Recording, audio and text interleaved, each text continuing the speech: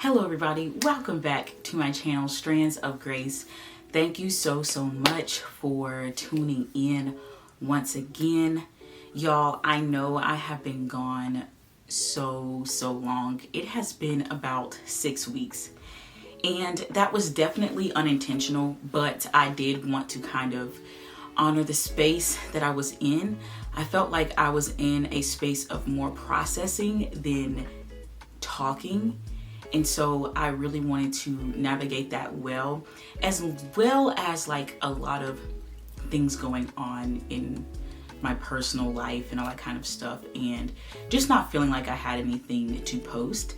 And a lot of times when I get into those spaces, I really try to just evaluate my relationship with the Lord. And not that I always have to have something to post to be in right relationship with God, but sometimes when I don't have anything to say, it's because I maybe haven't been spending enough time with the Lord, like in the way that I know that God has called me to spend with Him. And so I also never want to post anything out of an empty place or out of a place where I haven't had true revelation, because at the end of the day, I know that I am responsible for what I share with y'all and what I post, and I have to make sure that I'm doing right by y'all and that I am doing right by the Lord, most importantly. And so so that's why I took this time away, but it is definitely always my goal to post consistently, and I know that with the help of the Lord that I will do that. And so I thank y'all for still being here anyway.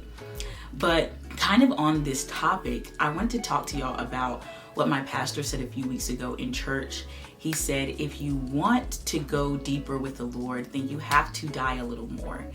And that really hit me, because I began to think about my own relationship with the Lord and how I often think like, God, I want a deeper prayer life. God, I want a deeper devotional life.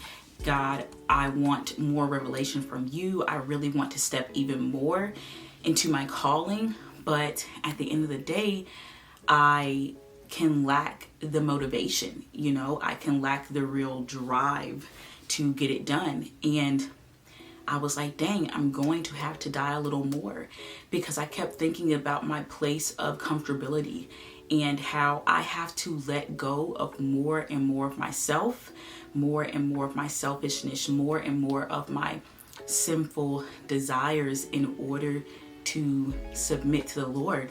Because when I submit to the Lord, He can then fill up that space and empower me to do even more of His will. And so I was like, dang, it's not only a matter of desiring to do more, it's actually asking the Holy Spirit to help me die to myself, help me utilize self-control so that I can continue to build upon what the Lord is wanting to do in my life. And I never want to be a Christian who is just content with being kind to others and living a life that doesn't stand out too much. I really want to live a life devoted to the Lord and operating in whatever capacity the Lord has called me to operate in.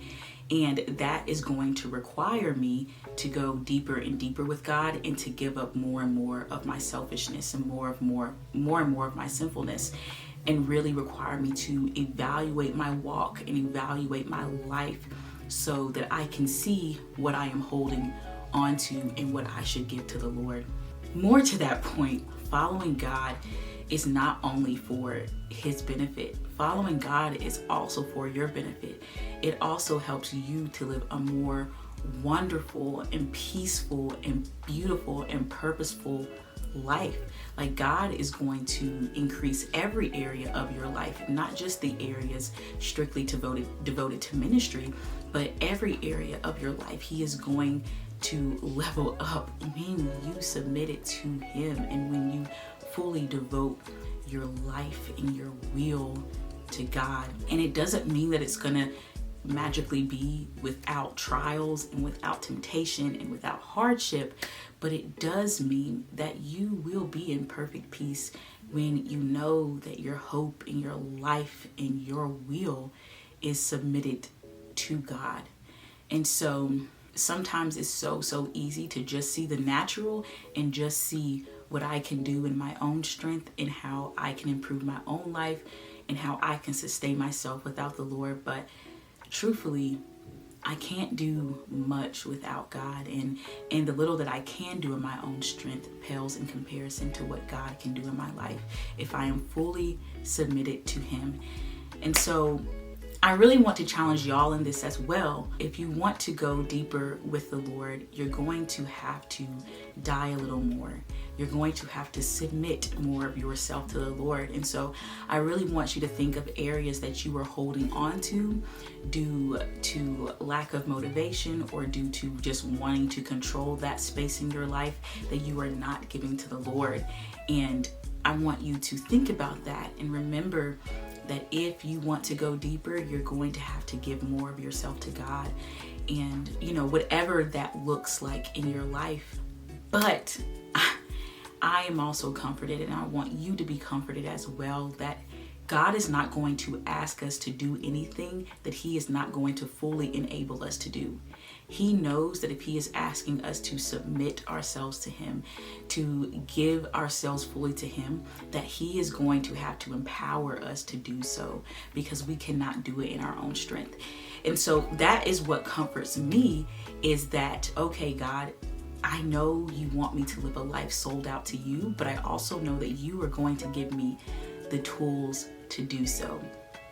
And I always go back to my favorite scripture, Philippians 2:13, that says that God will give us the will and the desire to do what pleases Him. That is what has been going on. And so I just have been deeply thinking about my relationship with the Lord, and thinking about what that truly looks like for me and God, and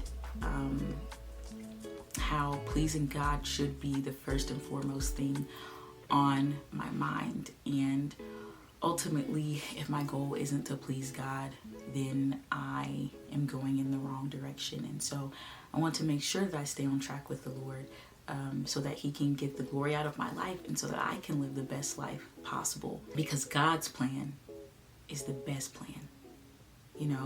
God's plan is the best plan that could ever happen for your life. And so when we really grab a hold to that, we really remember that, we're set. We're set, and the Lord will be able to sustain us in that and in that hope. And so yeah, guys, thank you for tuning in. And it is my goal to see you very, very often. I hope you have a wonderful rest of your week, and I will see you next time. Bye.